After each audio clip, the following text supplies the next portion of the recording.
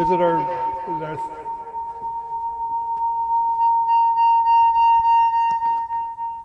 Do I need to take our microphones off? We're getting a feedback or something.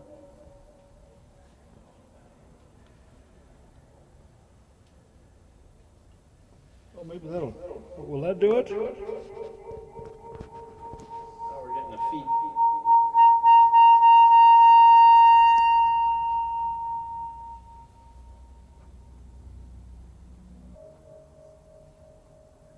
Why don't you say a few words? Just say something. Oh, okay. No. Does it? Testing. Yeah.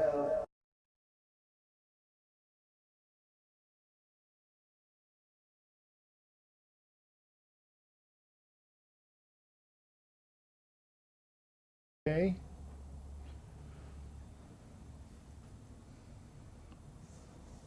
You can go when you're ready. Oh, okay. Well, today is the 17th of September, 2003. This is an interview that's taking place at the Riley County Courthouse Plaza on 4th Street in Manhattan, Kansas. Today we're visiting and interviewing a World War II veteran, Maurice D. Lund. Mr. Lund was born in Greene, Kansas on the 28th of October, 1921. Is that correct, Maurice? Right. That's correct. Okay. Yeah. And you presently live in Greene, at Right. Greene, Kansas. And I'm Verlin Steinkruger doing the interview, and General Oris Kelly is the camera operator. Can you tell me, do you remember your serial number in the military, Maurice? Yeah, it's 87269. Really? Well, very good. What was your rank and what service? Second class steam fitter, and I was in the Seabees. In the Seabees. Okay. That is the that's part That of the was Navy. a construction The battalion, and we had stevedore battalions, and And where were you on December 7th, 1941? well, I'm not sure. That was Pearl Harbor. That's Pearl Harbor yeah. Day. Yes, sir. I was working for my uncle in a grain elevator. I was just out of high school that winter. First year out of high school, and I took a job to help my uncle. He took the job of the clerk of the drafts board of the Riley County. Uh-huh.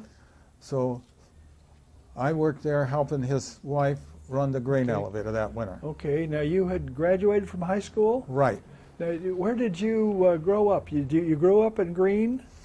On a farm, On a farm. just 3 miles out of Greene. Okay. And Just you went to it school? was right on the Riley County, Clay County line, our farm. Oh, really? Okay. Yeah. My And grandfather homesteaded it. is that right? Yeah. That's interesting. Where did you go to school here? In one-room schoolhouse in the section there where the farm was. Uh-huh. And then you went to high school? And then we went to high school And where in, was the high in school? Greene. In Greene. Yeah. You graduated In 42. In In 1940. 1940. And so it was the next year that Pearl Harbor occurred. You'd been Right. working. I was. And what did you do with when Pearl Harbor occurred? Did you? I listened. I listened on the radio all day there at that little office at the grain elevator. Uh-huh. And And then did you go into the service immediately, or no, I I worked that winter at the grain elevator, and a salesman came by and sold me a correspondence course in welding, and their school was in Chicago. I finished the correspondence course that winter, and in August I took a bus trip to Chicago and worked and did my 2 weeks shop training, which was included in the course. And they also had an employment service with the course. And they placed me in Omaha, Nebraska. And I worked there for 14 months before the draft board was down my neck. And we had recruiting officers from the Navy come one noon hour, and they were looking for tradesmen for the Seabees. And the Seabees had just been organized just shortly before this. And they were handing out rates for anybody that had a trade. And for just 1 year in my trade, they were giving third-class petty officers rate. I said, man, this is a good deal. I signed up, and in 2 weeks I was on my way to Camp Perry, Virginia, to boot camp. Camp Perry, Virginia. Yeah, Now it was a hog farm. They said from some. Now this was in Omaha that you signed up. You came, Yeah. And you came back to Greene and left from Greene then. Oh, I left right from Omaha. From Omaha. Yeah, I shipped Okay. out right from Omaha. Oh, okay. Yeah. And tell us about boot camp and. Well, it was that first day at camp was something else. They got us up in the morning, and we were going through our physical during the noon hour. We run around stripped naked, never got no that day, and we didn't get back to our barracks until late at night. Uh-huh. And boy, I cried in my Did bunk. you? I was so Really homesick and. well. Yeah. Was it cold? It was cold for Virginia. It was cold. It was Uh-huh. in October. Uh-huh. You know, and then when we finished our boot camp there, Which was how long? How long were you there? well, that was, I think it was 6 weeks. Okay. Uh-huh. You learned to do marching and Yeah, all those yeah. things and That was, how to more. salute the officers and. yeah. It was trying to stay in step, Sure. Uh-huh. Okay. which didn't come easy for me. Yeah. Then after boot camp, did you get a leave and come back Well, home? I got a 30-day leave, Uh-huh. and then returned back to Virginia, and then they sent us to Camp Endicott, Rhode Island, Davisville, Rhode Island. Uh-huh. And that was a special training? Yeah, that was it for extended training. Okay. And what kind of training? Can you tell us Well, about that? Yeah, I sure can. We had advancing under simultaneous fire, crawling on our stomachs, and lo and behold, there was poison ivy there. I contacted the worst case of poison ivy you ever heard of. My head was almost no bullet size, and my eyes were completely shut. Really? And I wound in the hospital for weeks. Oh, for how long? A couple of weeks, I A think. couple of weeks. How did they treat you? Do you remember? Well, no, it was just Did they put packs on your? and calamine lotion, I think it was. Uh-huh. And, Uh-huh. So did that delay your training then? You well, dropped no, I went right back out in the field when I got back. it? You were a different class, so. Well, no, it different- was same still. class. Okay. Uh-huh. And How long were you there in Rhode Island then? well, we was there for about 6 weeks in that training, and then I got assigned to a construction battalion. And Where was this located? this was right there in Rhode Island. Rhode Island. All Yeah. right. Uh-huh. And we were ready to ship out the next week. And lo and behold, I come down with the measles and was sent to the hospital again. They, And how interesting. Yeah. and then they shipped out without me. Somebody took my place. That they have a standby list for every battalion that goes Sure. out for that purposes. Sure. Uh-huh. And after that, I got put on one standby list after another. Uh-huh. So I spent a lot of extra time in the States. But there's a story that I need to tell. Well, let's hear about it. Yeah. I looked up the Covenant Church in Providence, Rhode Island, because that was my home church. Sure. And took in the morning service. And after the service, this dear lady, Mrs. Hawkinson, invited me home for dinner. And there was a couple other servicemen she had there with her, too, also. And I tell this story, the reason probably because, well, she had two daughters in the service. One was a WAC and was in the Coast Guards, was a wave. One is a WAC and one is a wave, and she had a brother in the Coast Guards. But she also had 4 unmarried sisters at home.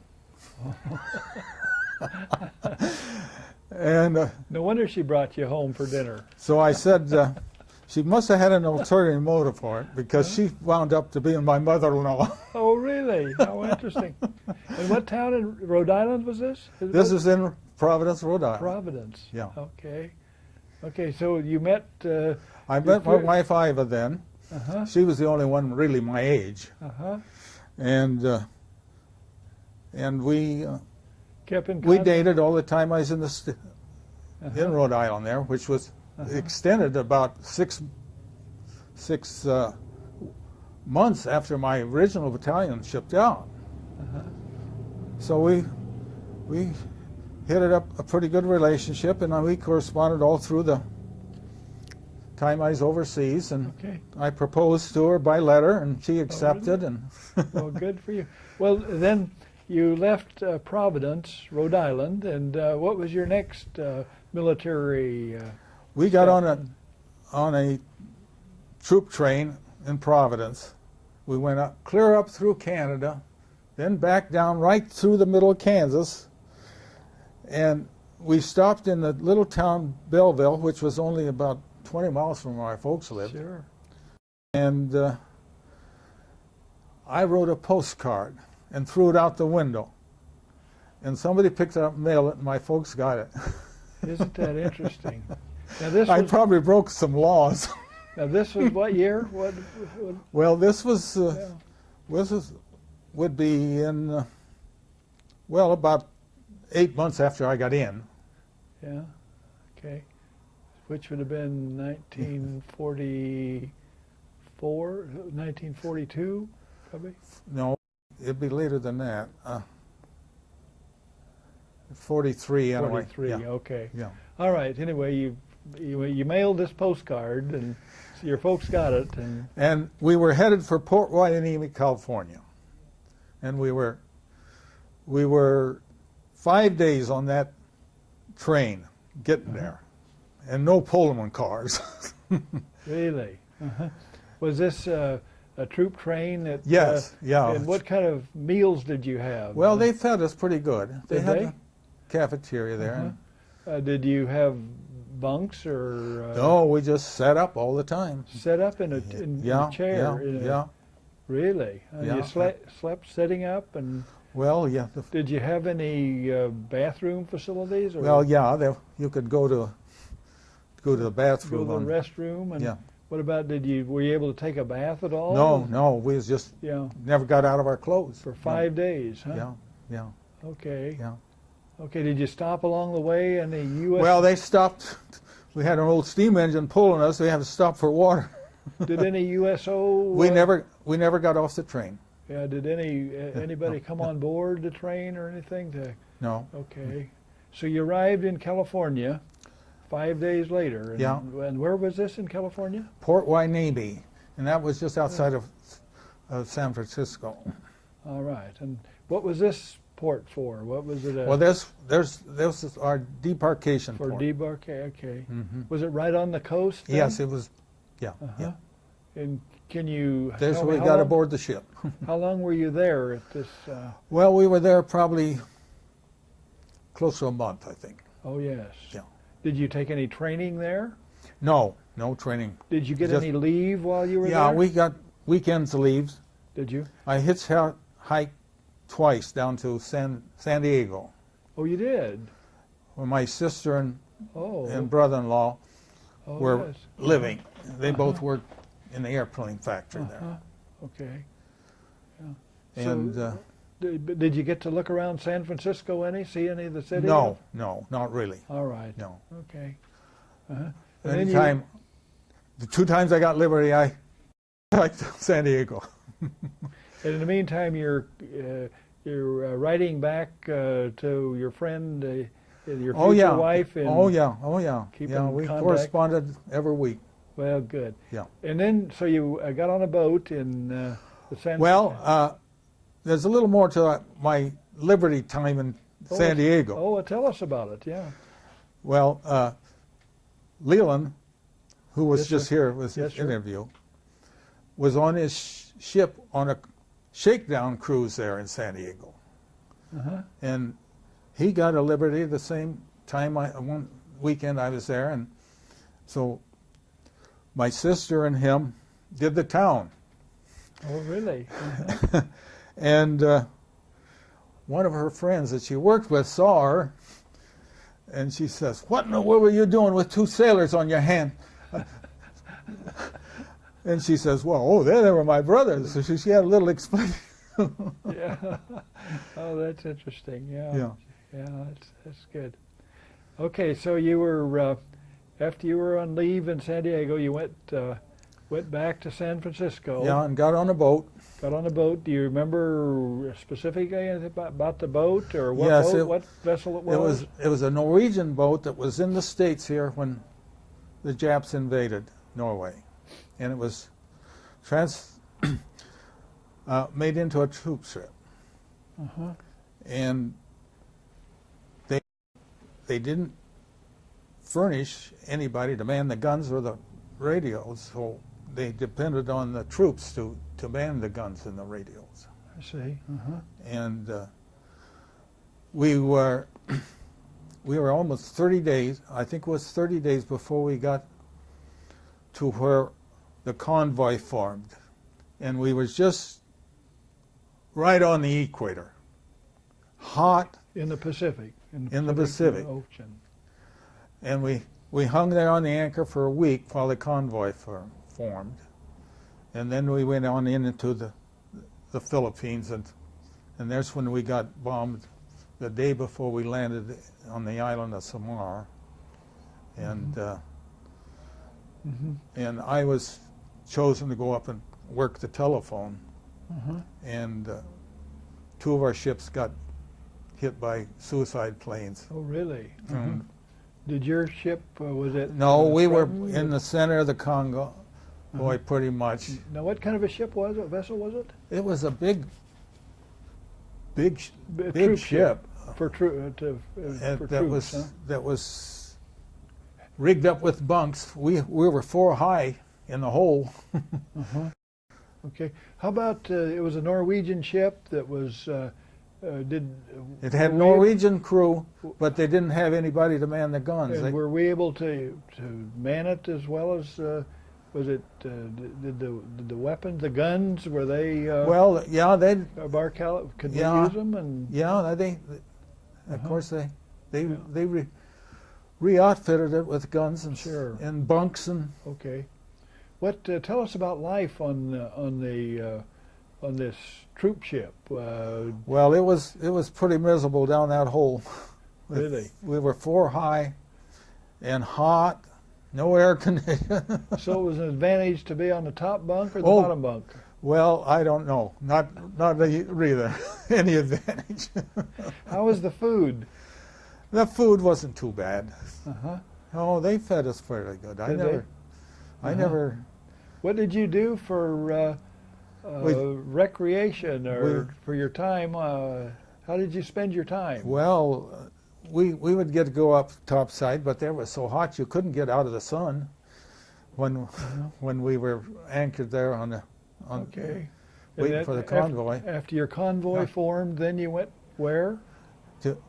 Into the Philippines, into the island of Samar. It was just one of the smaller islands. I see. And there was the Seabees had already built an airstrip there.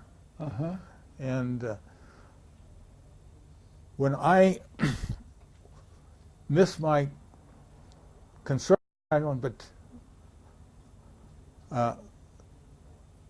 I got put on one standby list after the other, as I told you before. Yes, sir. Uh-huh. And finally, I wound up in a stevedore battalion, which those guys had been there for weeks training, and I had no training on it at all. And they didn't even have a rate that they give me when I enlisted in that battalion. So I wound up on the MA force, which is the police force of the Navy. Oh, okay. And that's what I was through most of my time with the. I was transferred later on into another battalion in the Philippines, and then I became a crane operator and Back to your being assigned to a stevedore battalion. What is a stevedore battalion? they unload all the ships. They got see, these okay. big booms, you know, all over the ship that go down and Sure. drop into the hole and unload the ships. Okay, and you were in that. I was in battalion that, I'd say, for over a year. And then I got transferred to the other battalion that operated the base where all the material went, that Now, this was is in- unloaded from the ships. This is in the Philippines. This is all still in the Philippines. Was on the same island. You were living on the ship, but working on the island. No. You- We went ashore the first day we were there, and they issued us pup tents to sleep in. Yes. And I got called out on guard duty that first night, and in the rain, Sure.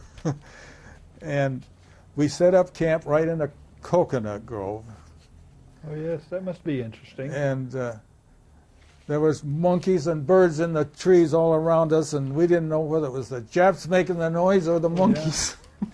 They never told us it was pretty well secured, which it was, because the fighting was up on the main island at that time in Manila. Okay. So how long were you on this island? In the Well, almost Philippines? 2 years. 2 years. Yeah. In the meantime, Yeah. did you didn't actually see a lot of combat then on the island there? There was so- no combat on the island. Yeah. Okay. And you're corresponding with your future wife? Yeah, all the- yeah. Yeah. Okay. But there's a little story how I become a crane operator. Well, tell us about it. Well, I got transferred into this other battalion, and the first day I was there, I seen on the bulletin board they were looking for crane operators. Well, over there, I didn't finish my story about the pup tents. After we've lived sure. in them for about, I guess a month, they issued us a material to build a platform, which was 12 by 12, and a tent to go over the platform. And then we had 4 people living in that, Sure.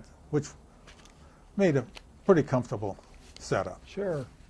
But then when I got into the other battalion, they lived in Quonset huts. They come much later than we did. And they had Quonset huts when they... And there was about 12 of us in one Quonset hut. And one of the fellows living there was a crane operator, and I said, boy, that would be a neat job. He says, well, come on over. I'll show you how to run that thing. And there were two, one day shift and one afternoon night shift. So I went out there and spent that evening in the cab with him, and he showed me the levers and even let me try them out a little bit. So the next day I went and signed up as a crane operator and was assigned to a crane. And that's what I did then the rest of the time I was over there. And everything went pretty well. Yeah, it was a simple job because they were just bringing in truckloads of lumber, and we just had to sling them and pick them up and pile them. So it wasn't any backhoe or rig or anything like that. Do you have any interesting occasions that happened while you were over there, or happenings that you want to tell us about? Or well, there was a photographer there in the camp that was, and because of the stevedore battalion, they had access to things that other. Sure. And he got this developing material and stuff. I don't know if he got it legally or not, but and he was developing the films of all the guys that took pictures over there. He set up a little studio and developing. Our deck was on a hillside, and I closed it in, and we had a dark room in underneath the deck. That's interesting, yeah. And he got the papers and the chemicals and everything, and he was developing all. Well, and then he got the points to go home before I did because he was older and had a family, and I was single and much younger. So he gave them to me. So you took over the business. I took over the business. It didn't last very long because I got points to go home too after that. Sure. But I got a lot of pictures out of it. That's interesting. It's interesting how we. Yeah. So, okay, you're on the island, and then what happened after you were there for 2 years? You say? Yeah. Just about 2 years it was. And then we got shipped back to California. And it's interesting. I got put on a Liberty ship, and the second day out, I run across this guy that was in school with me in Greene, Kansas. Oh, really? He was part of the crew, and we were on the same basketball team. So we had a great time reminiscing. Oh, I'll bet you did. So how long were you with him? And well, we were about a week coming back. Okay, and you came back to where now? No, we come back to California again. To California. Yeah, and we're only there a few nights, I think. Is this the San Francisco area? Yeah. Okay. And then I got sent home for a 30-day leave. Okay. And from there, I went to Chicago, Great Lakes for my discharge. Okay. Well, back to your 30-day leave. What did you do while at home? Did you just relax and take it easy? Did you help on the farm, or? I didn't do too much. No. Yeah. No, just visiting old friends, you know, and.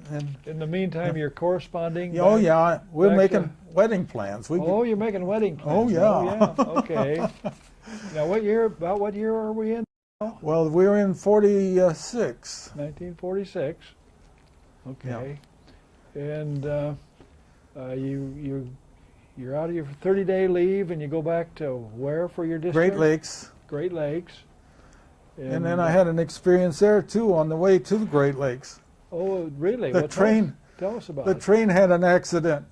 Oh my! It plowed into a semi-truck loaded with steel beams. Oh my! Did anybody get hurt? Well, yeah. I don't know. There was two cars in front of me they were tipped over, clear off, and the car I was in was bouncing over the ray. We jumped the tracks, and I'm sure there was people. You didn't get hurt, or I didn't get hurt, but we had to stay in the car till the bus come to take us on in because there was electric lines down and everything. Sure. You went on into Great Lakes and got your discharge there Yeah. at Great Lakes. Took a train straight to Rhode Island. And then you went to Rhode Island and did you get married right away then? Well, we spent within 2 weeks. Within 2 weeks. Yeah. So this was still in 1946. 6, yeah. Yeah, and where were you when VJ Day occurred then? We was in the Philippines. You were in the Philippines, Yeah, and yeah. how did you find out about the bomb? And Well, we had radios, or we got okay, news reports. uh-huh. Yeah. So, And what kind of a reaction did your unit have? Did you have? well, we were all expected to be transferred and get involved in the Jap invasion. Sure. So it was a real Did you have celebration. Did you have a lot of celebration? Did you? Well, there wasn't really much. Uh-huh. They passed out beers and cigarettes, but I didn't partake in any of that. Yeah. Uh-huh. Okay. Yeah. Well, then you got discharged and soon got married, and brought your new bride back to Kansas. Right. And then how long you brought your new bride back to Kansas, and We only stayed 14 months. She was homesick, and I'd only taken a temporary job as custodian at the high school there. They needed somebody at the last minute. I took that on, and I knew that wasn't going to be my. and this was in Greene. This was in Greene, the high Okay. school that I graduated from. Oh, really? Uh-huh. Yeah. Uh-huh. And then that summer, I helped my brother harvest wheat. Mm-hmm. In fact, I put out he'd rented a second farm, and I went in with him and had half of the wheat crop, Mm-hmm. and we had. Did you think about the GI Bill, or was there any? Yes, when I got back to Rhode Island and got in the Carpenters Union, I applied for the GI Bill, and they supplied me with my toolbox, and I guess I got a monthly check Mm-hmm. Sure. for the training there. Sure. Back to your discharge, did you get any ribbons or any Yeah, we had awards? That, yeah, we had the Filipino Liberation when World War II Uh-huh. ribbon, and Uh-huh. there was another one, but I forgot what it was. Yeah. Yeah. Then did you have a family? We tried for 7 years. Okay. My wife went through an operation to have her Okay. female organs straightened Sure. out.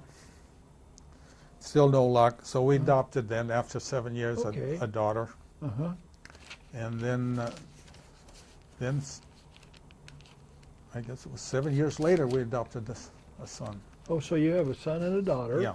And do they have children then? Are they? Yes. Yeah. And so you have grandchildren? Yes. And how Yeah, many? I have four grandsons from my daughter and one granddaughter from my Okay, son. so you have 5 grandchildren. Yeah. And do they live in the area? My lives right across the street from me now, Oh, really? so that's been a real help since I lost my life two and a half years ago. Oh, did you? Yeah. Oh, yeah. Well, Yeah. sorry to hear that. Well, but we really appreciate what you've done for the military and for your country. It's very good for you to put it on tape like this, and for your ancestors to see, your grandchildren and your children and grandchildren. And we really do appreciate you doing this today. Well, I think you guys are doing a great job donating your service to get this all done. Oh, well, it's a lot of fun, you Yeah, know. It's a yeah, lot I of fun think hearing the You're the stories. guys that need to be Oh, yeah. congratulated. Well, thank you. Yeah, it's a lot of fun. I think that kind of concludes our interview Mhm. for today, unless there's something more that you'd like to. Well, there is a little more, Well, let's hear it. That's because when I was living with my mother-in-law before that winter, before I joined the Naval Reserve, oh, okay.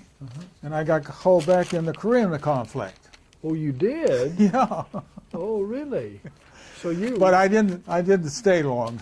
Oh, yeah. So. But anyway, I lived with my wife's folks that first winter. The next spring, we bought a house lot, and I started building my house in my spare time. Uh-huh.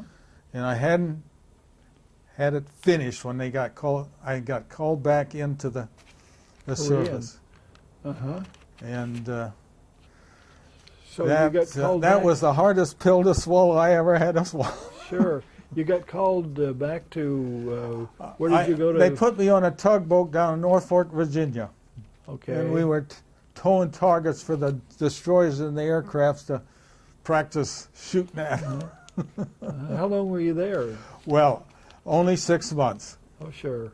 Well, that's long enough. Yeah. Well, I was. And then the Korean conflict was over. And Well, no, I was a chronic seasick case, Oh, did you? Uh-huh. and they were going to go down to Cuba for extended war games, and we only had a first-class pet officer for a doctor, Yeah, okay. and he says, "I'm not going to put you through that." He said, "I'm sending you to the hospital." And I went to the hospital, and in 30 days, I was there 30 days before they give me a convenient of the government discharge. Oh, really? Uh-huh. But you had to go back to this test.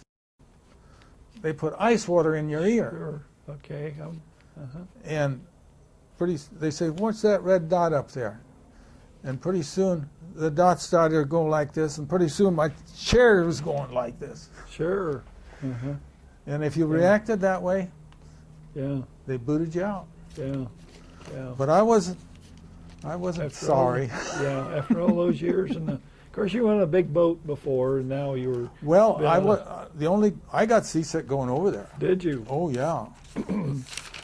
Of course, I was land based all the time. I was over there, so I wasn't Sure. cut out for the water. Well, very good. Well, you've done a good job. Yeah. You've done a good job, and But- we really appreciate that. And so, thanks a lot. Yeah.